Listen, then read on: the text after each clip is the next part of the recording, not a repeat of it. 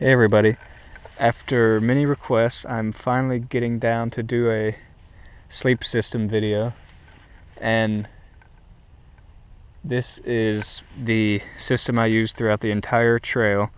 Never had any problems with it. It's almost all homemade, or it is all homemade except for this compression sack and this dry bag here, and I just got those because compression sacks are really hard to make, and they typically, the ones that I've made, don't really function that well, so this was the better alternative. And this includes my hammock and the suspension associated with it, such as the tree straps and the whoopee slings, which I'll show you later. In here are my underquilt and my top quilt and the suspension for the underquilt, which is sewn into the underquilt, so it's really just the underquilt. This is my bug net, and this is my tarp, and around it you can see this netting here. This is kind of like if you're familiar with Hennessy hammock snake skins, this is kind of like that. It's basically a little tube that you roll the tarp up into, or you slide it over the tarp, and it covers the tarp, makes it easier to store. And I made this one out of net, so the tarp will drain if it's been wet, and I just hang this on the outside of my pack on the bottom, and all the water tends to drain out except for some that gets trapped in between the layers, so that works out well. And these strings here are the same lines that I use to hang the tarp. I just run them out through the ends and wrap it over the tarp to keep it secure. And kind of an optional thing, most people always say, well, you can just use your clothes wadded up or something like that for your pillow, but I made this pillow and I really enjoy it. It really helps me sleep a lot better, so I brought this on the entire trail. And I mean, it's really pretty light for what it is. In a hammock, you might think this is a pretty small pillow, but in a hammock all I really need is neck support, so I just put this under my neck and it works well.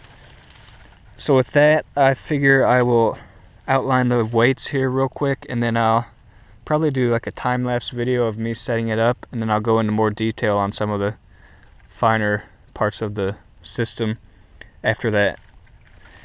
So this pillow is 3.3 ounces and functioned well.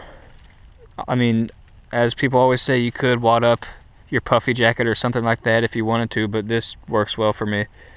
I guess it's kind of a luxury item.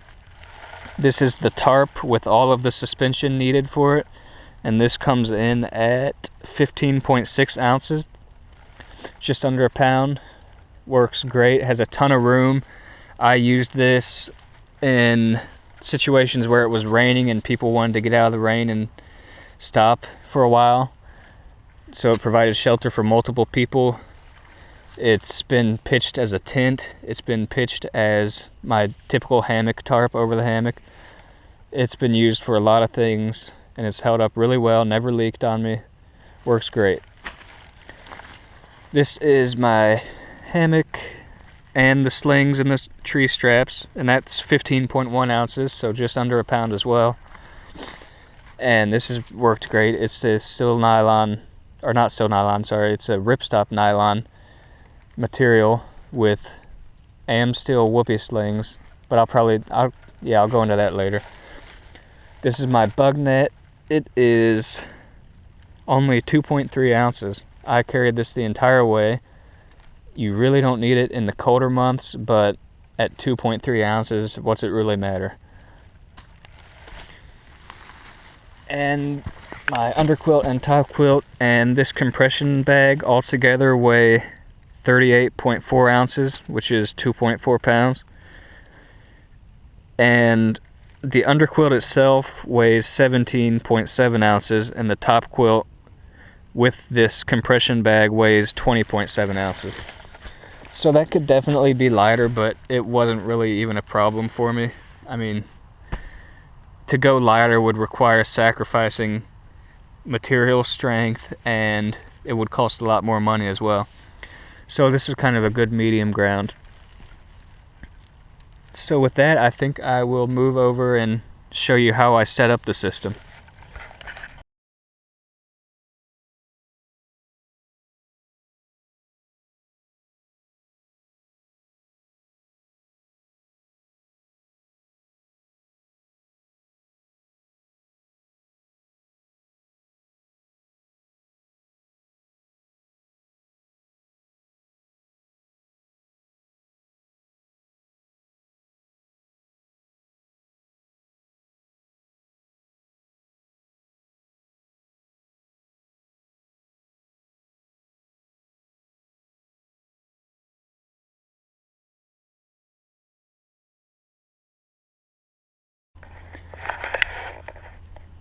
Okay, as you can see, the system is all set up now.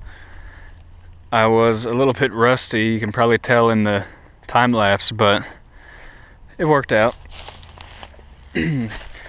What you see here is the tarp all pitched, and you can see this design. I didn't come up with this design, I actually got it off the internet. It's called the Black Cat tarp. I can't remember who exactly designed it, but it's not my design. You can see these cuts here, they're called cat cuts, short for catenary cuts, I guess. And they're basically little arcs in the edges of the fabric that help the tarp to pitch tighter. And what I'm going to do, I'll make a video here about the tarp, and then I'll fold back the tarp so you can see the rest of the system and continue. So this is the tarp. You can see it's just sewn in ridge line. There's no rope running the ridge, and it's connected to these Amstel thin tech lines. This is the kind of snakeskin thing I was talking about. It's basically a tube of netting, and it just sits around the rope like this until you need it, until you undo the stakes on the edges of the tarp, and this will slide right up and cover the entire tarp really quickly. In fact, I think I will just do that for the next part of the video, and that'll show you how it works as well. And then to tie the tarp, going to be a little hard to see here, but it's really easy. I basically run the rope around the tree, over the main line, back around the other way, over the line again, and back around, and then I just feed it right up under these two lines, and that keeps enough tension to keep it really tight. No need for any knots or anything like that. And then one other small detail on the edges of the tarp, you can see the kind of liquid looking is where I've sealed the seams. The edges of the tarp have bungee cord and this, I keep it really tight. I basically stake it out really taut like this, and whenever the tarp sways or moves, this absorbs a lot of the motion, and it keeps the tarp pitched tight. Say it's raining or something, this will keep the tarp pitched tight, whereas with ropes or string, which I also have tied to the bungee cord, you can see down there, just in case I need more length on it. With ropes, you'll often have to readjust your tarp because it'll start to sag sometimes. These bungee cords solve that problem, and they're really convenient, and I've never had one break on me. So that's the tarp. You can see the other end down here, kind of how the tying works, not the knot because it's not really a knot. And the D-rings, and that's pretty much the tarp. So I'll show you real fast. I'll pull up these stakes and show you the snakeskin.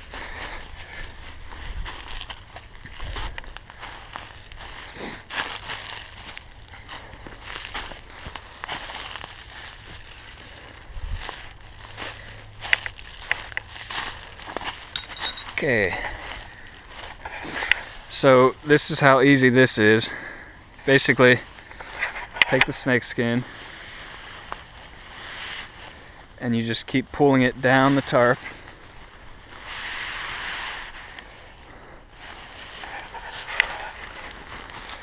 Like so.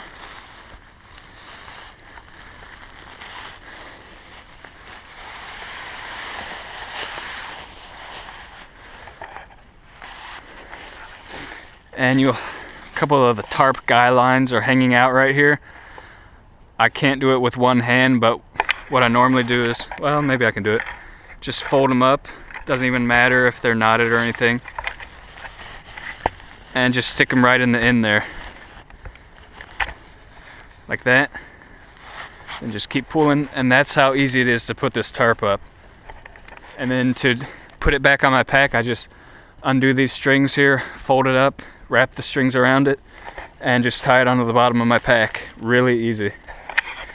Okay, so I'll move on to the rest of the hammock. This is the bug net. It's not made out of no-see-um like typical bug nets bug nets are.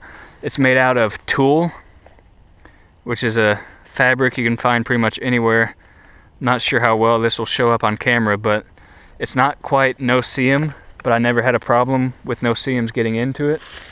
It keeps everything out, keeps mosquitoes out, keeps moths and anything else that are trying to get in, out, flies if you're up in Maine. And at 2.3 ounces or whatever it is, you can't beat that at all. If this were made out of no-see-um or nano-see-um, it would be maybe 8 ounces, maybe more. So you really can't beat that weight savings. And if you don't want the net on, you just pull it off to the side like this. And oftentimes I didn't even put on the bug net because when it's colder out, you have no problems with bugs. Okay, so the hammock, I'll fold back the underquilt here. The hammock is just ripstop nylon sewn with a edge on it to keep it from fraying. And then at the end, it is gathered, you can see here, and just whipped at the end so it doesn't come undone, and so you have somewhere to put your ropes that support the hammock. And that's what the gray lines are. Those are the Amsteel, what are called whoopee slings, and then this line going off this way is a ridge line that's adjustable. Okay, so this Amsteel line is extremely strong. It's never going to break on you. And I use what are called whoopee slings. Basically, the rope feeds out from the hammock, goes around whatever you're tying off to. In this case, I'm tying off to this thing called a soft shackle. I'll describe that next. And then the rope goes around the soft shackle, back down here, and then the rope actually feeds through itself. It's a hollow braid. So the rope feeds through inside of itself, and then it pops back out right here. What this allows you to do is really easily adjust the tension on this rope and the length of it.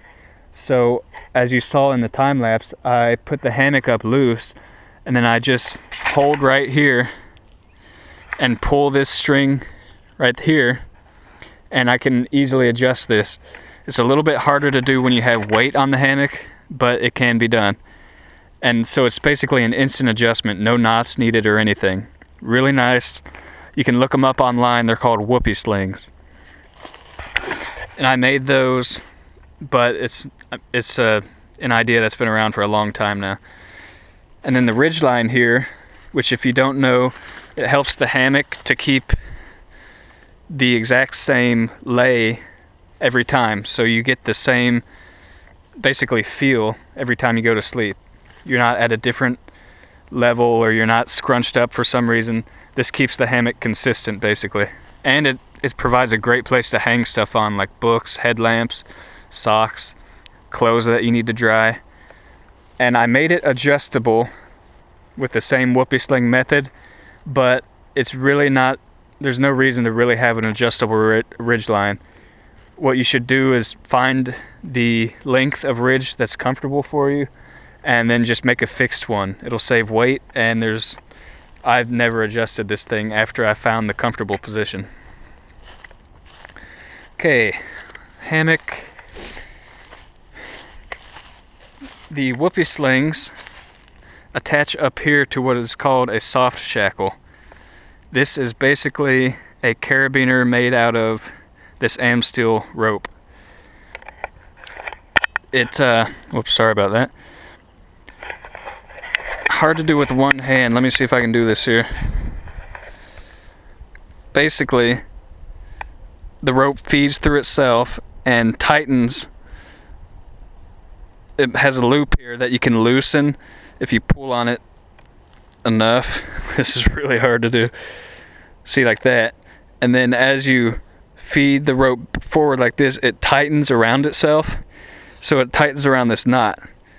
You can see if I wanted to undo this, I would pull this knot through that loop, but I don't want to do that right now.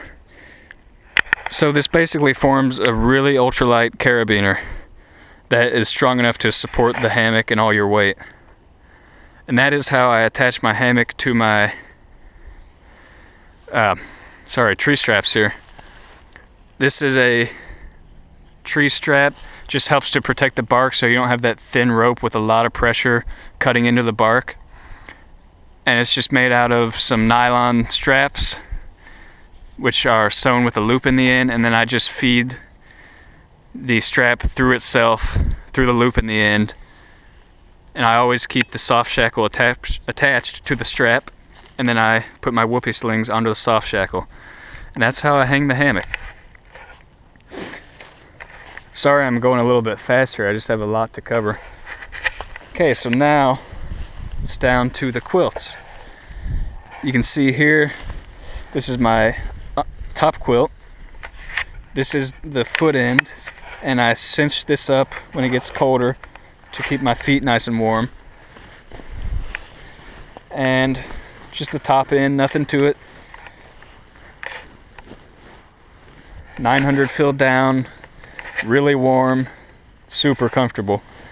And it really doesn't get any better than a top quilt in my opinion, because even when it gets really warm, you can just spread your legs out through the side. You're not encased in it, so you can really cool off easy, and you can bundle up fine if it gets really cold. Pillow here, I just keep that in the top like that. And that brings us to the underquilt. Okay, so this is the underquilt. It has channels sewn into it right here through which a bungee cable runs, and it also has a channel right here going this direction, and that helps tighten the hammock or tighten the underquilt around the hammock to basically, when you're laying in the hammock, see how that gap is closed off there? Well, if this weren't tight, you would have pockets like that, and that allows cold air in, and as soon as any cold air gets under your hammock, you start chilling. It feels like a cold liquid running down your back, and that's what the underquilt, that's the main purpose of the underquilt, is to keep that cold out from under you. If you didn't have an underquilt, any breeze or movement of air under you tends to suck out your body heat. So that's the purpose that this serves. Okay, so that's the bottom channel. The top channel runs up through here, and they both join like so. And this is just some rope knotted. I made it adjustable, but I ended up just tying a knot because I never adjusted it. So I take this bungee here and I just wrap it right around the whipped end of this hammock, and that's all you need to hold it in place. This doesn't move around, never falls off, and that keeps your underquilt nice and tight. And with that, I believe that's all there is to say about this setup. I'll give you the weight one more time. It comes in at 4.46 pounds total for this entire setup. Actually, that doesn't include the pillow though, because that's kind of an optional thing. But that's really not bad. That's less than a lot of people's tents alone weigh. So can't beat that. And this tarp can be pitched as a tent. I did that several times and it worked great. So that's my setup. Hopefully you enjoyed that. It's going to be a bit long just because there's so much to cover. But I will make some more videos soon, so stay tuned.